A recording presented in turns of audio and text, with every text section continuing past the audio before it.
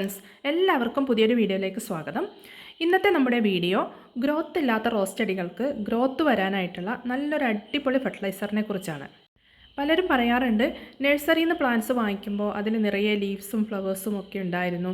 പിന്നെ വീട്ടിൽ കൊണ്ടുവന്ന് റിപ്പോർട്ട് ചെയ്തതിന് ശേഷം അതിൽ ലീവ്സോ ഫ്ലവേഴ്സോ ഒന്നും വരുന്നില്ല, വെറും കമ്പ് മാത്രമായിട്ട് നിൽക്കുന്ന ഒരു അവസ്ഥയാണ്. ഇതിനെന്താണ് ഒരു പരിഹാരം എന്ന് പലരും ചോദിക്കാറുണ്ട്. അപ്പോൾ അതിനൊക്കെയുള്ളൊരു സൊല്യൂഷനാണ് ഇന്നത്തെ വീഡിയോയിലൂടെ ഞാൻ നിങ്ങൾക്ക് ഷെയർ ചെയ്യുന്നത്. റോസ് പ്ലാന്റ്സിന് നല്ല ഗ്രോത്ത് ഉണ്ടാവാൻ, അതായത് കൂടുതൽ ബ്രാഞ്ചസും കൂടുതൽ ലീവ്സും വരാൻ, പിന്നെ റൂട്ട് സ്ട്രോങ് ആവാനും, പിന്നെ അത് മാത്രമല്ല കൂടുതൽ പൂക്കൾ ഉണ്ടാവാൻ, അതായത് കണ്ടിന്യൂസ് ആയിട്ട് പൂക്കൾ ഉണ്ടാവണം. അല്ലാതെ വല്ലപ്പോഴും ഒന്നോ രണ്ടോ പൂക്കൾ ഉണ്ടായാൽ പോരല്ലോ നമ്മുടെ പ്ലാന്റ്സിന്. അപ്പോൾ അങ്ങനെയൊക്കെ പൂക്കൾ വരാനും ഒക്കെ ആയിട്ട് നമ്മൾ കൊടുക്കേണ്ട ഒരു ഫെർട്ടിലൈസറാണ് ബാലൻസ്ഡ് ഫെർട്ടിലൈസർ. അപ്പോൾ ഏതാണ് ഈ ബാലൻസ്ഡ് ഫെർട്ടിലൈസർ? ഇത് എങ്ങനെയാണ് കൊടുക്കേണ്ടത്? ഇത് കൊടുത്താലുള്ള ഗുണങ്ങൾ എന്തൊക്കെയാണ്? ഏതളവിൽ കൊടുക്കണം? ഇതിനെക്കുറിച്ചൊക്കെ ഡീറ്റെയിൽ ആയിട്ട് ഇന്നത്തെ വീഡിയോയിൽ പറയുന്നുണ്ട്. അപ്പോൾ വീഡിയോ സ്കിപ്പ് ചെയ്യാതെ തന്നെ നിങ്ങളെല്ലാവരും കാണണം. അതുകൂടാതെ നമ്മുടെ ഈ ചാനൽ ആദ്യമായിട്ട് കാണുന്നവരുണ്ടെങ്കിൽ സബ്സ്ക്രൈബ് ചെയ്യാനും ഈ വീഡിയോ നിങ്ങൾക്ക് ഇഷ്ടപ്പെടുകയാണെങ്കിൽ ലൈക്ക് ചെയ്യാനും ആരും മറക്കരുത്. ബാലൻസ്ഡ് ഫെർട്ടിലൈസർ എന്ന് പറഞ്ഞാൽ NPK 19-19-19, അതല്ലെങ്കിൽ 18-18-18. ഇതിൽ 19-19-19 ആണെങ്കിൽ 19% നൈട്രജനും 19% ഫോസ്ഫറസും 19% പൊട്ടാസ്യവുമാണ് അടങ്ങിയിട്ടുള്ളത്. 18-18 ആണെങ്കിൽ 18%. ഇതാണ് ഇത് രണ്ടും തമ്മിലുള്ള വ്യത്യാസം. പലരും ചോദിക്കാറുണ്ട്, 19-19 അല്ലേ ഉപയോഗിക്കേണ്ടത്, 18-18 ഉപയോഗിക്കാൻ പാടുണ്ടോ എന്നൊക്കെ ചോദിക്കാറുണ്ട്. അപ്പോൾ ഇത് തമ്മിലുള്ള വ്യത്യാസം എന്ന് പറഞ്ഞാൽ ആ എമൗണ്ടിൽ മാത്രമാണ് വ്യത്യാസം വരുന്നുള്ളൂ. രണ്ടിലും ഒരേ കണ്ടൻ്റാണ് വരുന്നത്. അപ്പോൾ നൈട്രജനും ഫോസ്ഫറസും പൊട്ടാസ്യവും ഈക്വൽ എമൗണ്ടിൽ വരുന്ന ഈ ഫെർട്ടിലൈസറിനെയാണ് നമ്മൾ ബാലൻസ്ഡ് ഫെർട്ടിലൈസർ എന്ന് പറയുന്നത്. ഇനി ഈ ഫെർട്ടിലൈസർ കൊടുത്താലുള്ള ഗുണങ്ങൾ എന്തൊക്കെയാണെന്ന് നോക്കാം. ഇതിലെ നൈട്രജൻ പ്ലാന്റിൻ്റെ ഗ്രോത്തിന് ഹെൽപ്പ് ചെയ്യും, അതായത് കൂടുതൽ ബ്രാഞ്ചസ് വരാനും കൂടുതൽ ലീവ്സ് വരാനും സഹായിക്കും. ഫോസ്ഫറസും പൊട്ടാസ്യവും റൂട്ട് സ്ട്രോങ് ആക്കാനും അതുപോലെ തന്നെ കൂടുതൽ പൂക്കൾ ഉണ്ടാവാനും ഹെൽപ്പ് ചെയ്യും. അതുമാത്രമല്ല ചെടിയുടെ മൊത്തത്തിലുള്ള ഹെൽത്തിനെ മെച്ചപ്പെടുത്തും. പ്ലാന്റ് ഹെൽത്തി ആണെങ്കിൽ അതിന് ഇമ്മ്യൂണിറ്റി പവർ ഉണ്ടാകും, അതുകൊണ്ട് തന്നെ രോഗങ്ങൾ വരാനുള്ള ചാൻസും വളരെ കുറവായിരിക്കും. ഇനി ഈ ഫെർട്ടിലൈസർ കൊടുക്കുന്നതിന് മുമ്പ് ശ്രദ്ധിക്കേണ്ട കാര്യങ്ങൾ എന്തൊക്കെയാണെന്ന് പറയാം.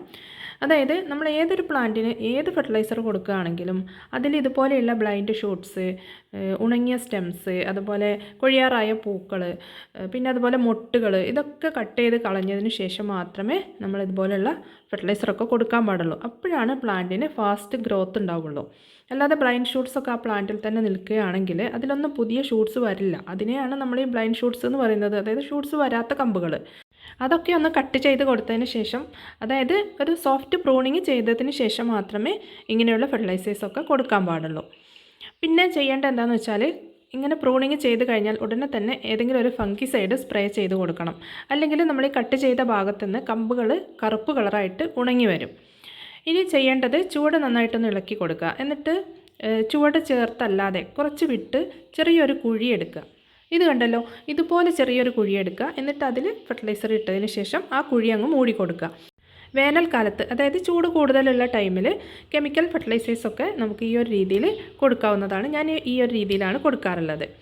ഇനി ഇത് കൊക്കോ പീറ്റിൽ നട്ടിട്ടുള്ള റോസാണ്. അപ്പോൾ മണ്ണിൽ നട്ട പ്ലാന്റിന് കൊടുക്കുന്നത് പോലെ തന്നെ നമുക്ക് കൊക്കോ പീറ്റിൽ നട്ടിട്ടുള്ള പ്ലാന്റിനും ഈ ഒരു രീതിയിൽ തന്നെ ഫെർട്ടിലൈസർ കൊടുക്കാം. അപ്പോൾ ഈ പ്ലാന്റ് മുമ്പ് എൻ്റെ വീഡിയോ കണ്ടിട്ടുള്ളവർക്കറിയാം ഈ പ്ലാന്റ് ഏതാണെന്ന്. അതായത് ചുവടുഭാഗം ഉണങ്ങിപ്പോയ പ്ലാന്റിനെ കിളിർപ്പിച്ചെടുത്തതാണ്. അപ്പോൾ അത് എങ്ങനെയാണ് ചെയ്തത്, പിന്നെ അതിൻ്റെ സീക്രട്ട് എന്തൊക്കെയാണെന്നും ഞാൻ മുമ്പത്തെ വീഡിയോസിലൊക്കെ പറഞ്ഞിട്ടുണ്ട്. അപ്പോൾ വീഡിയോ കാണാത്തവരാണെങ്കിൽ കണ്ടു നോക്കുക. ഇനി നമ്മൾ മണ്ണിൽ ചെയ്തതുപോലെ തന്നെ ചുവട് ഇളക്കി കൊടുക്കുക. കൊക്കോ പീറ്റിൽ നല്ല എയറേഷൻ ഉണ്ടാകും, എന്നാലും നമ്മളിതുപോലെ 2 ആഴ്ചയിലൊരിക്കൽ എല്ലാ പ്ലാന്റിൻ്റെയും ചുവട് ഇളക്കി കൊടുക്കണം. നേരത്തെ ചെയ്തതുപോലെ തന്നെ ചെറിയൊരു കുഴിയാക്കി അതിനകത്ത് ഫെർട്ടിലൈസർ ഇട്ട് മൂടിക്കൊടുത്തു. ഇനി വെള്ളം ഒഴിച്ചു കൊടുക്കണം. ഈ ഫെർട്ടിലൈസർ കൊടുക്കേണ്ട അളവ് എങ്ങനെയാണെന്ന് വെച്ചാൽ, മീഡിയം സൈസുള്ള പ്ലാന്റ്സിനാണെങ്കിൽ 1/2 ടീസ്പൂൺ, സ്മോൾ പ്ലാന്റ്സിനാണെങ്കിൽ 1/4 ടീസ്പൂൺ. ഇത് ബിഗ് പ്ലാന്റ് ആണ്, ഇതിന് ഞാൻ 1 ടീസ്പൂണോളം ഫെർട്ടിലൈസർ ഇട്ട് കൊടുക്കുന്നുണ്ട്.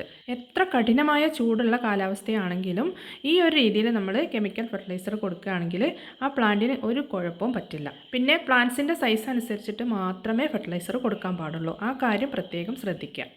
അപ്പോൾ ഗ്രോത്ത് ഇല്ലാതെ നിൽക്കുന്ന നിങ്ങളുടെ പ്ലാന്റ്സിനൊക്കെ ഈ ഒരു ബാലൻസ്ഡ് ഫെർട്ടിലൈസർ കൊടുക്കുക. ഞാനിപ്പോൾ കൊടുത്തത് സോയിൽ ആപ്ലിക്കേഷൻ NPK ആണ്. ഇത് വാട്ടർ സോലുബിൾ അല്ല. വാട്ടർ സോലുബിൾ NPKയും നമുക്ക് വാങ്ങിക്കാൻ കിട്ടും. അത് ഫോളിയർ ആയിട്ട് കൊടുക്കാം. അങ്ങനെ മാസത്തിൽ 2 പ്രാവശ്യമാണ് നമ്മൾ ഈ NPK ഫെർട്ടിലൈസർ കൊടുക്കേണ്ടത്.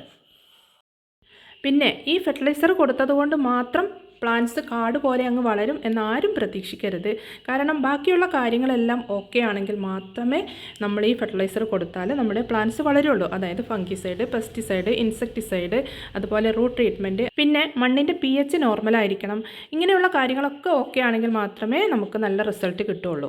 അപ്പോൾ റോസിൻ്റെ കെയറിങ്ങിനെ കുറിച്ച് നിങ്ങൾക്ക് ആർക്കെങ്കിലും ഡീപ്പായിട്ട് പഠിക്കാൻ ആഗ്രഹമുണ്ടെങ്കിൽ റോസ് പ്ലാന്റിംഗ് ചലഞ്ച് ക്ലാസ്സിൽ പങ്കെടുക്കാം. ഇതിൻ്റെ ഡീറ്റെയിൽസ് അറിയാൻ താല്പര്യമുള്ളവർക്ക് ഡിസ്ക്രിപ്ഷനിൽ വാട്സപ്പ് നമ്പർ കൊടുത്തിട്ടുണ്ട്. ഈ നമ്പറിലേക്ക് മെസ്സേജ് അയക്കാം. അപ്പോൾ ഇന്നത്തെ വീഡിയോ നിങ്ങൾക്ക് ഇഷ്ടമായെങ്കിൽ ലൈക്ക് ചെയ്യാനും നിങ്ങളുടെ അഭിപ്രായങ്ങൾ കമൻറ്റ് ചെയ്യാനും മറക്കരുത്. ഇനി പുതിയൊരു വീഡിയോയുമായിട്ട് വീണ്ടും കാണാം. താങ്ക്